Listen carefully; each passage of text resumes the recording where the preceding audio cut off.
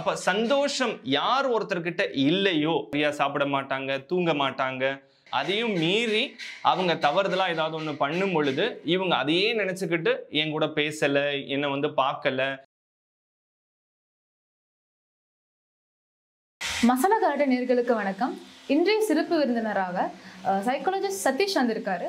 Sir வணக்கம், உங்களை பத்தி சொல்லுங்க.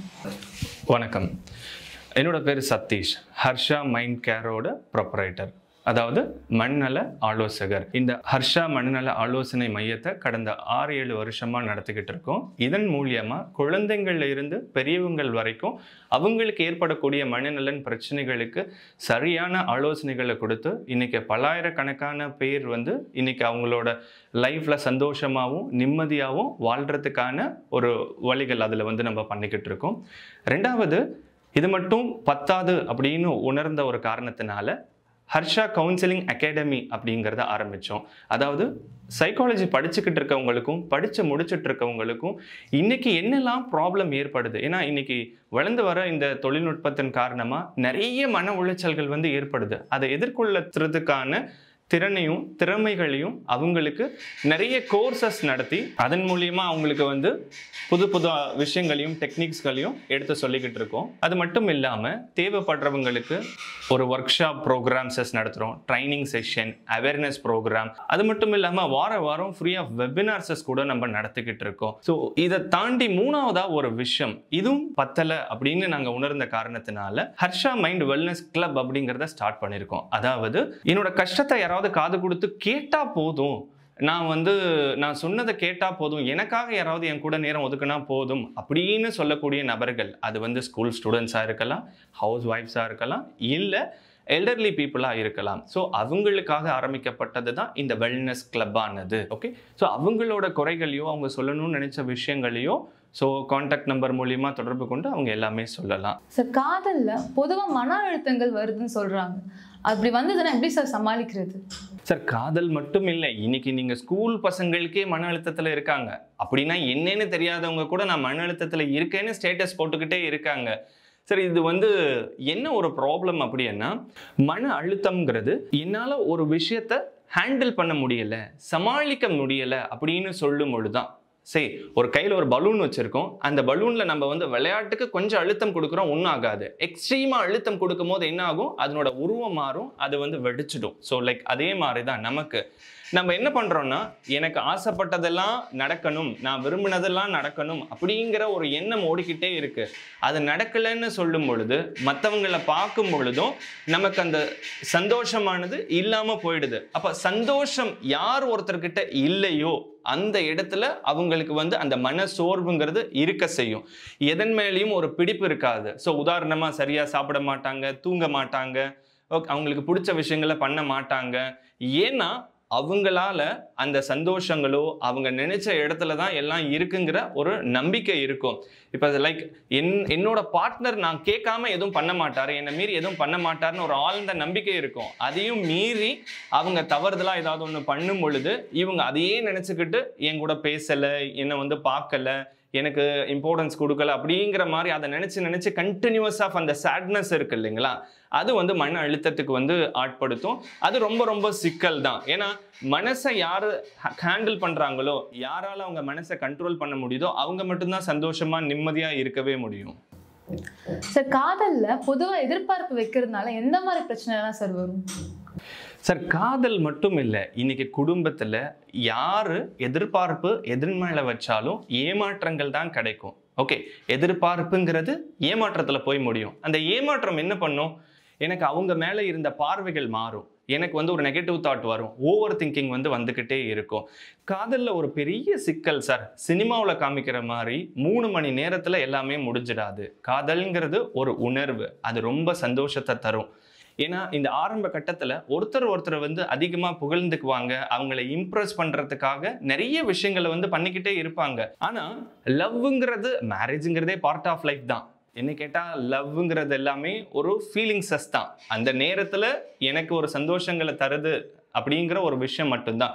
பட் லாங் ரன்னுக்கு அவங்க மேலே என்ன இருக்குன்னா, ஆரம்பத்தில் இருந்த மாதிரி உங்களோட செயல்பாடுகள் இல்லை அப்படிங்கிறது அந்த கம்பேரிசன்ஸஸ், அந்த எக்ஸாம்பிள் பிறந்த நாள் பார்த்தீங்கன்னா நைட்டு 12 மணிக்கு கேட் ஏறி குதிச்சு போய் கேக் வெட்டினதெல்லாம் இருக்கும். 2வது பிறந்த நாளுக்கு மனுஷன் அதை மறந்துருப்பாரு. அது ஒர்க் ப்ரெஷராக இருக்கலாம், ஃபேமிலி, ஃபினான்ஷியல், என்ன வேணாலும் இருக்கலாம். ஸோ அப்படி இருக்கும்போது அவங்க என் மேலே இருந்த அன்பு குறைஞ்சிருச்சு, பாசம் குறைஞ்சிருச்சு அப்படிங்கிற ஒரு இடத்துக்கு போகும் பொழுது அந்த ஏமாற்றமானது அவங்க மேலே பார்வைகள் மாறும். அதனால அவங்க மேலே சந்தேகம் ஏற்படலாம், அவங்க மேலே ஒப்பீனியன் மாறலாம். இதனால சண்டைகள் வர்றதுக்கு வாய்ப்புகள் இருக்கு சார். சார், பொதுவாக கல்யாண வாழ்க்கையில் வரக்கூடிய சைக்காலஜிக்கல் பிரச்சனைலாம் என்னவா சார் இருக்கும்? சார், கல்யாண வாழ்க்கையில் நிறைய ப்ராப்ளம்ஸஸ் இருக்குது. இங்கேயும் இதுதான் சிக்கல். ஏன்னா கல்யாண வாழ்க்கையில் அதாவது கல்யாண வாழ்க்கை அப்படிங்கிறது 3 ஸ்டேஜஸ் ஆஃப் சொல்ல முடியும் சார். ஆக்சுவலாக ரிலேஷன்ஷிப்பை 3 ஸ்டேஜஸாக சொல்ல முடியும். அதாவது ஃபர்ஸ்ட் ஃபேஸ் ஆஃப் லைஃப் அப்படின்னு சொல்கிறது அது ஒரு ஹனிமூன் பீரியட். ரொம்ப அழகாக இருக்கும்.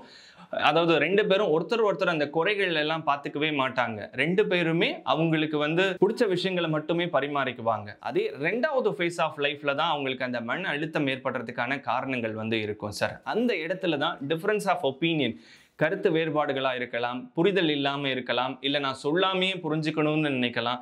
அவங்களுக்குள்ள ஒரு ப்ராப்பர் ஆஃப் கம்யூனிகேஷன் இல்லாததுனால ஒரு டிஸ்டன்சஸ் ஆனது மெயின்டைன் ஆகும். அந்த இடைவெளி அதிகரிக்கும் பொழுது அவங்களுக்குள்ள ஒரு விதமான சிக்கல்கள் அங்கே எழுந்துக்கிட்டே இருக்கும். இன்னைக்கு காலகட்டத்தில் எல்லாருமே தனித்தனியாக வேலைகள் இருக்காங்க, அந்த விருப்பம் வெறுப்பு இருக்குது. அன்னைக்கு மாதிரி இன்னைக்கு கிடையாது. அன்னைக்கு அப்பா சொன்னால் சரி, அம்மா சொன்னால் சரி அப்படிங்கிற ஒரு கட்டம் இருந்தது. இன்னைக்கு எல்லாமே செல்ஃபாக நான் இண்டிவிஜுவலாக இருக்கணும், எனக்குன்னு தனி அடையாளம் இருக்கணும்னு நினைக்கிறாங்க. அப்போது என்ன ஒரு சில விஷயங்கள் சொல்லும் போது என்னை கண்ட்ரோல் பண்ணுறாங்களோ அப்படிங்கிற ஒரு உணர்வுக்கு வந்துடுது. அது ஒரு சிக்கல் இருந்துக்கிட்டே இருக்குது சார். அது மட்டும் இல்லை, இந்த லைஃப் இந்த ஸ்டேஜை கடந்து போயிட்டாங்கன்னா which is a golden period, beautiful பீரியட்னு சொல்லுவாங்க. ஸோ ஏன்னா இந்த கருத்து மோதல்களோ சண்டைகளையோ இல்லை தவறான புரிதல்களையோ உட்காந்து பேசி அந்த இடத்துல தீர்த்துக்கிட்டாங்கன்னா அடுத்த ஸ்டேஜ் அப்படிங்கிறது ரொம்ப ரொம்ப பியூட்டிஃபுல்லான ஸ்டேஜஸ். ஸோ அந்த இடத்துக்கு இவங்க போகிறதில்ல. பிகாஸ் ஆஃப் இங்கே எல்லாரும் பிரச்சனையை ஃபோக்கஸ் பண்ணுறாங்களே தாண்டி சொல்யூஷனை ஃபோக்கஸ் பண்ணுறதே இல்லை. அதாவது வாழ்க்கை இது வாழ்க்கை சார். ஆனால் இது ஒரு காம்படிஷன் மாதிரி, நீ ஜெயிக்கணும் நான் ஜெயிக்கணும்னு ஆர்கியூமெண்ட் போடுறாங்க. இது ஏதோ ஒரு பட்டிமன்றம் மாதிரியும் ஒரு டிபேட் மாதிரியும் அவங்க அதை எடுத்துகிட்டு போகிறதுனால தான் அவங்களுக்கு கல்யாண வாழ்க்கையில் இவ்வளோ சிக்கல் இருந்துக்கிட்டே இருக்கு சார். இப்போ ஃபேமிலி ப்ரெஷர் காரணமாக நிறைய குடும்பத்தில் பையனையும் சரி பொண்ணும் சரி ஃபோர்ஸ் பண்ணி ஒரு கல்யாணம் பண்ணுறாங்க. அதில் அந்த அவங்களோட மனநிலைகள் எப்படிலாம் சார் இருக்கும்? சார், அது ஒரு மோசமான செயல், யாரும் செய்யவே கூடாது. ஆக்சுவலாக கல்யாணங்கிறது 2 பேரும் ஒரு மன ஒத்து விருப்பம் வெறுப்பத்தோடு தான் அதை நகர்ந்து போகணும். ஆனால் இன்றைக்கி நம்ம ஜாதகம் பொருத்தம் பார்க்குறாங்களே தாண்டி மனசு பொருத்தம் அப்படிங்கிற ஒரு விஷயம் இருக்குது. மனசு பொருத்தம்னா இந்த நபரோட நான் வாழ்ந்தால் எனக்கு நான் சந்தோஷமாக இருப்பேன், என்னோட எதிர்காலம் நல்லா இருக்கும், நான் பாதுகாப்பாக இருப்பேன் அப்படிங்கிற ஒரு உணர்வு வேணும். அந்த உணர்வு தான் அந்த காதல் அப்படிங்கிறதுல இருக்கும். ஆனால் இங்கே என்னோட கடமை முடிஞ்சிடும், எனக்கு வயசாயிடுச்சு, பையன் ஃபாரின் வெல் செட்டில்டு, இப்படி நிறைய விஷயங்களை சொல்லி சொல்லி சொல்லி இல்லை வேற யாராவது ஒருத்தருக்கு, ஒரு உதாரணமாக ஒரு 27 வயசுல ஒரு பொண்ணுக்கு கல்யாணம் ஆகி 2 வருஷம் குழந்தை இல்லைன்னா பாரு, அந்த பொண்ணுக்கு அப்போவே கல்யாணம் ஆகி குழந்தை இல்லை, அதனால நீ இப்போவே கல்யாணம் பண்ணிக்கின்னு ஒரு விதமான ப்ரெஷருங்கிறத தாண்டி சொல்கிறதுல இதில் ஒன்றும் தயக்கமே இல்லை. நிறைய கேசஸ் பார்த்துருக்கேன். கைண்ட் ஆஃப் எமோஷனல் பிளாக்மெயிலும் பண்ணுவாங்க. ஃபேமிலியிலேருந்து ப்ரெஷர் வேறு, எமோஷனல் பிளாக்மெயிலும் பண்ணுவாங்க. ஸோ அவங்க நினைக்கிறாங்க அந்த ப்ரெஷர்னால நம்ம கொடுக்குறோம். அதாவது இந்த உலகத்தில் இருக்கிறது 1ஆம் நம்பர் போய் கல்யாணம் ஆனால் திருந்துடுவாங்க, குழந்தை பிறந்தா மாறிடும் அப்படிங்கிறது தான் இந்த 2மே உலகத்தில் உண்மையான பொய் அப்படின்னு சொல்லக்கூடியது. ஸோ அதை பேரண்ட்ஸ் என்ன பண்ணிடுறாங்கன்னா தள்ளி விட்டுறாங்க. ஓகே, நம்ம சொந்தக்காரங்க எல்லாம் கல்யாணத்துக்கு வருவாங்க, விருந்து சாப்பிடுவாங்க, குறை சொல்லுவாங்க, போய்கிட்டே இருப்பாங்க. பட் விரும்பாத ஒருத்தர் கூட 10 நிமிஷம் பக்கத்தில் உட்காந்து ட்ராவல் பண்ண முடியாது. கல்யாணம்ங்கிறது இட் இஸ் என்ன, அதுவும் இந்த காலகட்டத்தில் பேரண்ட்ஸை பொறுத்தளவுக்கு கல்யாணம்ங்கிறது it is the rest of the லைஃப்னு நினச்சிடுறாங்க. ஆனால் it is a part of the life. அவ்வளோ ஏங்க இப்போ கூட ஒரு லேட்டஸ்ட் எக்ஸாம்பிள் எடுத்துனீங்கன்னா எல்லாருக்குமே தெரியும், ரித்தன்யாங்கிற திருப்பூர் பொண்ணு இந்த மேரேஜ்னால அங்கே ஏற்படக்கூடிய அந்த பொண்ணுக்கு அந்த குடும்ப வாழ்க்கையில் ஏற்பட்ட பிரச்சனைனால தற்கொலை கூட பண்ணிக்கிட்டாங்க. ஸோ இது என்னத்துக்கு அப்படின்னு சொன்னால், தனக்கு விருப்பம் இல்லாமல் கல்யாணம் நடக்கும் பொழுதோ இல்லை கல்யாண வாழ்க்கையில் தனக்கான விருப்பங்கள் இல்லாமல் இருக்கும்போது, அந்த மனசு ஒத்து போகாத போது அவங்களுக்குள்ள ஒரு வாழ்க்கையே ஆரம்பிக்க மாட்டாங்க. ஸோ ஊருக்காக, உறவுக்காக, இல்லை சொசைட்டிக்காக கல்யாணம்ங்கிறது நடக்கும். பட் அந்த கல்யாண வாழ்க்கை அப்படிங்கிறது தொடங்காது. அப்போ 2 பேருக்கும் ஒருத்தருக்கு ஒருத்தர் வெறுப்பு இருக்கும். ஏன் வெறுப்பு இருக்கும்னா, அதாவது எனக்கு பிடிச்சிருக்குன்னா நான் சந்தோஷமா இருந்தேன்னா என் கூட இருக்கவங்கள சந்தோஷமா வச்சுப்பேன். கல்யாணங்கிறது ஆயிரங்காலத்து பயிருன்னு சொல்லுவாங்க. அப்போ நான் சந்தோஷமா இல்லாம அந்த வேலையை செய்யும்போது என் கூட இருக்கிறவங்களையும் அந்த குடும்பத்தில் இருக்கிறவங்களையும் நான் எப்படி சந்தோஷமா வச்சுக்க முடியும்? ஸோ அது பெரிய சிக்கல். நீங்க யார் ஒருத்தர் சந்தோஷமா இல்லையோ கூட இருக்கிறவங்கள என்னைக்குமே சந்தோஷமா வச்சுக்கவே முடியாது. அதை தாண்டி ரீசெண்டா நேத்து கூட ஒரு கேசஸ், ஸோ அம்மா எமோஷனல் இன்ஃப்ளூயன்சஸ், எமோஷனல் பிளாக்மெயில் பண்றாங்க, கல்யாணத்துக்குள்ள வந்துடுறாங்க. அதே மாதிரி அவரும் சொசைட்டியல் ப்ரெஷர்ஸ்னால உள்ளுக்குள்ள வராங்க. பட் அந்த மாதிரி வரக்கூடியவங்களுக்கு I am saying it is a shocking. நிறைய பேர் ஸோ ஸ்டில் ஒரே வீட்டில் நீங்கள் வந்து ஒரு பேயிங் கெஸ்டாக தங்குற மாதிரி அவங்கவுங்க வேலைகளை மட்டும்தான் பார்ப்பாங்க. அவங்க 2 பேரும் கல்யாண வாழ்க்கையை தொடங்காத இன்னமும் ஒரு 5 to 10% பீப்புள் இருக்காங்க. இதுக்கு காரணம் என்ன அப்படின்னு சொன்னீங்கன்னா இந்த சிக்கல் தான். விருப்பம் இல்லாமல் ஒரு உறவை தொடரவே முடியாது. அது பெரிய சிக்கல் இருக்கு. அதை தாண்டி கேட்டிங்கன்னா எஸ், இன்னைக்கு IVF சென்டர்ஸ் அப்படிங்கிறது இருக்கு. அன்னைக்கு மோஸ்ட் ஆஃப் ஆல் நம்ம வந்து விமென் மட்டும் காரணம் சொன்னோம். இன்னைக்கு அது மட்டும் கிடையாது. ஏன்னா இன்னைக்கு வந்து இந்த மாதிரி விருப்பம் இல்லாமல் கல்யாணம் நடக்கும் பொழுது ஒருத்தர் வந்து ஈகோ, வெறுப்பு அண்ட் தென் கோவம், சில நேரம் அது வந்து வன்முறைகளுக்கும் ஒரு சிக்கலை வந்து உண்டு பண்ணுது. ஸோ அதனால பேரண்ட்ஸுக்கு இந்த வீடியோ மூலிமா சொல்லக்கூடியது, ஸோ எனக்கு வயசாகிடுது, என்னோட கடமை பொறுப்பு அதெல்லாம் தாண்டி பொண்ணோ பையனோட வாழ்க்கை அப்படிங்கிற ஒரு விஷயம் இருக்குது. ஸோ வாழ்க்கை வந்து ரொம்ப விலைமதிப்பற்றது. ஒரு ஒரு ஒரு ஒரு 500 ரூபாய்க்கு ஒரு ஷர்ட் எடுத்தால் கூட போட்டு பார்த்து நல்லா இருக்கா இல்லையா அப்படிங்கிறத பார்க்குறோம். பட் வாழ்க்கையில் போய் யாரோ ஒருத்தர்கிட்ட பிடிச்சி கொடுத்தா முடிஞ்சிடும் அப்படிங்கிறதுனால பல பொண்ணுங்க பேரண்ட்ஸ் கிட்ட சொல்ல முடியாம தனக்குள்ளேயே போட்டு வச்சுக்கிட்டு ஒரு மன அழுத்தம் அண்ட் தென் மன சோர்வு ஏற்பட்டு எக்ஸ்ட்ரீம் ஆஃப் நான் இந்த ஸ்ரீமதி கேசஸ் மாதிரி ஒரு தற்கொலை முடிவுக்கு போய் இன்னும் நிறைய பேர் தற்கொலையே பண்ணிக்கிறாங்க. ஸோ இதெல்லாம் நடக்கும். அதனால என்னைக்குமே விருப்பம் இல்லாம திருமணம்ங்கிற ஒரு இடத்துக்கு மட்டும் நகராதீங்க சார். ஒரு குடும்பத்துல பார்த்தீங்கன்னா மாமியார் மருமக சண்டை எல்லாம் இருக்கு சார். அதனால மென்டல் ஹெல்த்லாம் எப்படி சார் பாதிக்குது? நீங்கள் எனக்கு பிடிக்காத ஒரு விஷயம் நடந்தது, எனக்கு சந்தோஷம் தராத விஷயம் நடந்தது அப்படின்னாலே எனக்கு மனநல பாதிப்புகள் வந்து ஏற்படும். ஸோ இந்த மாமியார் மருமகள் பிரச்சனைங்கிறது யூனிவர்சல் டாபிக். அது இங்கே மட்டும் இல்லை, உள்ளூரில் மட்டும் இல்லை, வெளியூர் வெளிநாடு வரைக்கும் இந்த சிக்கல் இருக்கு. ஏன் இந்த ப்ராப்ளம்ங்கிறத முதல்ல புரிஞ்சுக்கிட்டு அவங்கவுங்களோட பொறுப்புகள் என்னன்னு தெரிஞ்சுக்கிட்டாங்கன்னா இந்த பிரச்சனையே வராது. நம்ம எல்லாத்தையும் இதை சொல்ல முடியாது. சில பேர் பிகாஸ் ஆஃப் ஒருத்தருக்கு அந்த இன்செக்யூரிட்டி இருக்கும் அவங்களுக்கு. ஸோ ஒருத்தர் இம்பார்ட்டன்ஸ் குறையுது. நேற்று வரைக்கும் நான் சொன்னதை கேட்டா இன்னைக்கு வைஃப் சொல்றதை கேட்க அப்படிங்கிற ஒரு இடமும் வந்து இருக்கும். ஸோ ஒருத்தருக்கு ஒருத்தர் அந்த பயம் அண்ட் தென் ஒரு இன்ஃபீரியாரிட்டி காம்ப்ளெக்ஸ் அண்ட் தென் ஒரு பொசசிவ்னஸ் கூட அந்த இடத்துல நமக்கு வந்து இருக்கும். ஒருவேளை மருமக படிச்சிருக்காங்க, இல்லை ரொம்ப ஸ்ட்ரைட் ஃபார்வர்டாக இருக்காங்க, பையன் தான் சொல்றதெல்லாம் ஒய்ஃப் சொல்றதெல்லாம் கேட்குறான்னா எங்க நாளைக்கு நம்மளை நடுத்தருள் நிறுத்திடுவாங்களோ அப்படிங்கிற பயம் தானே தாண்டி ஒண்ணுமே இல்லை. இதுக்கு காரணம் 2 பேருக்குமான அந்த ஒரு புரிதல் அப்படிங்கிறது ரொம்ப குறைவா இருக்கு. ஓகே, ஒரு ஹஸ்பண்ட் அப்படிங்கிறது ஈக்குவல், அம்மாவும் ஒரு ஒய்ஃபும் ஈக்குவலா அவங்களுக்கு இம்பார்ட்டன்ஸ் கொடுக்கணும், அவங்களை ரெஸ்பெக்ட் பண்ணணும், 2 பேருக்குமான எல்லைகளை வந்து வகுக்கணும். ஓகே, ஏன்னா இன்னைக்கு முக்கால்வாசி பிரச்சனை எங்க வருது அப்படின்னா பர்சனல் ஸ்பேசஸை அவங்க அப்பா அம்மா அதாவது மாமனார் மாமியார் டச் பண்ணும் பொழுதுதான்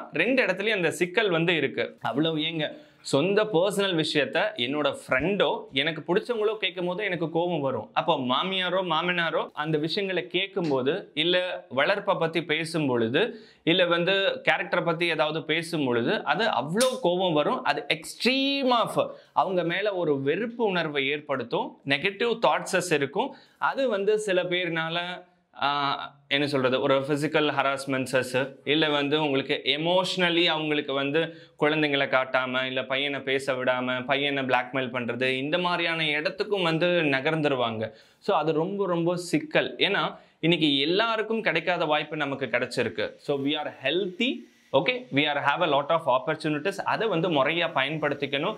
ஏன்னா இன்னைக்கு இன்னொரு விஷயமும் நான் சொல்கிறேன், இந்த மனநலன் சார்ந்து இருக்கக்கூடிய பிரச்சனைகள் வரதில் ஒரு 20% பேர் பார்த்தீங்கன்னா இன்னும் எங்களோட குழந்தையும் வேலையும் எங்களால் சரியாக கவனிக்க முடியலை. அன்னைக்கு கூட்டு குடும்பமாக இருந்தாங்க, இன்னைக்கு எல்லாமே 2 பேர் 3 பேர் மட்டும்தான் இருக்காங்க. அதுவுமே ஒரு காரணம். ஸோ உறவு வந்து எல்லாருக்குமே கிடைக்காது. அது வந்து ரொம்ப புனிதமானது, அது ரொம்ப பியூட்டிஃபுல்லாக இருக்கும் த்ரூ த அண்டர்ஸ்டாண்டிங் மூலயமா மட்டும்தான். ஸோ சார் நீங்கள் கேட்ட மாதிரி இங்கேயும் மன அழுத்தம் கண்டிப்பாக ஏற்படும். எனக்கு பிடிக்காத ஒரு நபரோட தான் நான் வந்து இருக்கணும், பிடிக்காத நபர் நான் சொல்கிறத கேட்கணும், பிடிக்காத நபரோட நான் வந்து வாழணும் அப்படிங்கிறது. பிடிக்காதுங்கிறது நாட் த பார்ட்னர். அவங்க குடும்பத்தை எனக்கு பிடிக்கல அப்படின்னு சொல்லிட்டாலே அது வந்து அந்த கோவத்தையோ வெறுப்பையோ குழந்தைங்க மேலேயோ இல்லை அவங்க ஹஸ்பண்ட் மேலேயோ அவங்க குடும்பத்து மேலேயோ தான் காமிப்பாங்க. அது வந்து மன அழுத்தத்தை ஏற்படுத்திக்கிட்டே தான் இருக்கும் சார். சார் ஹஸ்பண்ட் அண்ட் ஒய்ஃப்குள்ள நடுவில் சீக்ரெட்ஸ்லாம் மெயின்டைன் பண்ணுறாங்க, இது வந்து திருமண வாழ்க்கையை பாதிக்குமா sir? Sir husband and wife அப்படிங்கிற ஒரு ரிலேஷன்ஷிப் ரொம்ப ஸ்ட்ராங்காக இருக்கணும்னா நம்பிக்கை இருக்கணும். அந்த இடத்துல ஒரு ட்ரஸ்ட், ஒரு கம்யூனிகேஷன், ஒரு அண்டர்ஸ்டாண்டிங், இது 3 அடிப்படையில் தான் ஒரு ஹஸ்பண்ட் அண்ட் ஒய்ஃப் ரிலேஷன்ஷிப் அப்படிங்கிறது ரொம்ப ஸ்ட்ராங்காகவும் ரொம்ப ஆழமாகவும் இருக்கும். ஓகே, சில நேரம் ஒருத்தருக்கு ஒருத்தர் தெரியாமல் சில விஷயங்கள் பண்ணுறது இல்லை அதை சொல்லாமல் இருக்கிறது அப்படிங்கும் போது ஏதோ ஒரு சூழலில் அது மற்றவங்களுக்கு தெரிய வரும் பொழுது அப்போது 99 விஷயங்களை ஓப்பனாக சொல்லி ஒரு விஷயங்களை சொல்லாமல் இருக்கும் பொழுது அது அந்த சூழலில் அந்த 99ஐயும் மறந்துடுவாங்க. அப்போது மற்றவங்க மேலே அந்த ஒரு சந்தேக உணர்வு ஏற்பட்டுக்கிட்டே இருக்கும். எது பண்ணாலும் சந்தேகமாக இருக்கும். அதன் காரணமாகவே அவங்களுக்குள்ள சண்டைகள் வந்து ஏற்படும். அதுக்கப்புறம் அந்த லைஃப் அப்படிங்கிறது ஸ்மூத்தாக போகவே போகாது. பிகாஸ் ஆஃப் நான் உன்னை நம்பினேன், நீ என்கிட்ட சொல்லாமல் விட்டுட்ட, இன்னும் என்னென்ன சொல்லாமல் விட்டுட்டியோ அப்படிங்கிறதுல தான் அங்கே வந்து சண்டையே ஆரம்பிக்கும். பட் அப்படின்னா நம்ம வந்து நம்ம வடிவேல் சார் ஒரு படத்தில் சொல்லுவார், இவ்வளோ திறந்த புத்தகமாக இருக்கே மாப்பு அப்படிம்பாப்புல. அந்த அளவுக்கு நம்மளால் இருக்க முடியாது. சில நேரம் பர்சனல்ஸ் அப்படிங்கிறது இருக்கும். அதாவது இதை நான் மறைக்கிறேன், இதை அவங்களுக்கு தெரிஞ்சாலும் அதனால் ஒன்றும் பெரிய பாதிப்பு ஏற்படாது அப்படிங்கிற விஷயங்களுக்கு ஓகே. ஸோ இல்லை இது அவருக்கு தெரிஞ்சால் பெரிய சிக்கலே ஆகும், வீட்டை 2ஆக்கிடுவாங்க, இல்லை இது எங்கள் ரிலேஷன்ஷிப்புக்கே கேள்விக்குள்ளாகும், என் வாழ்க்கையே போயிடும் அப்படிங்கிற ஒரு விஷயத்த நம்ம பண்ணவே கூடாது. ஓகே, ஃபஸ்ட்டு திங், நான் அவர்கிட்ட பேசுறதுக்கு எனக்கு என்ன தோணுதோ ஒளிவு மறைவு இல்லாமல், பயம் இல்லாமல், தயக்கம் இல்லாமல் எல்லா விஷயங்களையும் அவங்க கிட்ட கம்யூனிகேட் பண்ணணும். ஒருவேளை நீங்கள் ரகசியமாக வைக்கணும்னு நினைக்கிறீங்கன்னா அது எங்கேயோ ஒரு இடத்துல தப்பு இருக்கிறதா நீங்கள் உணர்றீங்க உங்களோட பாயிண்ட் ஆஃப் வியூவில். அதை சரி பண்ணிக்கிறதுக்கு முயற்சிகளை எடுக்கணும். முதல்ல உங்களுக்குள்ள ஒரு ஆழமான கருத்து பரிமாற்றம் வந்து இருக்கணும், ஓப்பனாக. ஸோ ஒரு உதாரணத்துக்கு, நான் வந்து எங்கள் அப்பா வேலைக்கு போனார், இன்றைக்கி போகலை, கஷ்டப்படுறாங்க, நான் பணம் கொடுக்கணும்னு நினைக்கிறேன். இப்போ நீங்கள் கொடுக்க வேணான்னு அவர் சொல்ல போகிறதில்ல, கொடுக்கலாமா, கொடுத்தா நல்லா இருக்கும் அப்படிங்கிற மாதிரியான வார்த்தைகளை கேட்கும்போது ஓகே என்ன சொல்கிறாங்க அப்படிங்கிறது அது 2 பேருக்குமே பொருந்தும். இல்லை ஒருத்தருக்கு தெரியாமல் இன்னொருத்தர் பண்ணும் பொழுது அதுதான் இங்கே சிக்கலில் இருக்குது. அப்போது எனக்கு என்ன மரியாதை, மற்றவங்க சொல்லி எனக்கு தெரியுது அப்படிங்கிற இடம், அப்போ அந்த இடத்துல அவங்களோட கேரக்டர் டு பி சேஞ்ச் ஆகிடும். எப்படி ஒரு ஃப்ரெண்ட்ஸாக ஒரு லவ்வபிளாக இருந்தாங்களோ ஆப்போசிட்டில் நின்று பார்க்க ஆரம்பிச்சிருவாங்க. அப்போது அந்த இடத்துல அவங்களுக்கான வெறுப்புகள் வர ஆரம்பிக்கும், சண்டைகள் வர ஆரம்பிக்கும். அப்போ ஒருத்தருக்கு நேர்மையாக உண்மையாக ஏன் இருக்கணும் அப்படிங்கிற ஒரு எண்ண ஓட்டமோடும் அதில் குடும்ப வாழ்க்கை பாதிக்கும். அது வந்து பெரிய சிக்கல் ஆகிடும். அதனால முடிஞ்ச அளவுக்கு ஸோ எல்லா விஷயங்களையும் ஒரு கருத்து பரிமாற்றம் இருக்கிறதையோ ரகசியம் இல்லாமல் இருக்கிறதோ நல்லது. சில பேர் நம்ம வந்து கைண்ட் ஆஃப் ஒரு ஓடிபியாக இருக்கலாம், இல்லை சம் அதர் ஒரு பர்சனல்னா வந்து ஒரு சேவிங்ஸாக இருக்கலாம், அந்த மாதிரியான விஷயங்கள் தட் டு பி ஃபைன். அது வந்து சில விஷயங்கள் வரைக்கும் தான் ஏற்றுக்கொள்ளக்கூடியது. அதை தாண்டி எனக்குன்னு தனி ரகசியம்ங்கும் போது ஸோ முதல்ல சொல்ல மறந்துட்டேன். ஆக்சுவலாக கணவன் மனைவிங்கிறதே பாதி தான், நீ பாதி நான் பாதிங்கிறது தான் வாழ்க்கை. அப்படி இருக்கும்போது உனக்கு ஒரு கஷ்டம்னாலும் உனக்கு ஒரு பாதிப்புனாலும் அது எனக்கும் தான். அப்போ நான் அதை மறைக்கணும்னு நினைக்கும் போது அந்த பாதிங்கிறதே உள்ள வராமல் போயிடும். அது வந்து பெரிய சிக்கல் ஆகிடும். ஸோ அதை முடிஞ்ச அளவுக்கு ரகசியம் அப்படிங்கிறது இல்லாமல் அதை ஒரு வெளிப்படை தன்மையோடு இருக்கும் பொழுது தான் அந்த உறவு வந்து ரொம்ப ஸ்ட்ராங்காக இருக்கும், சிக்கல் வராமல் இருக்கும்.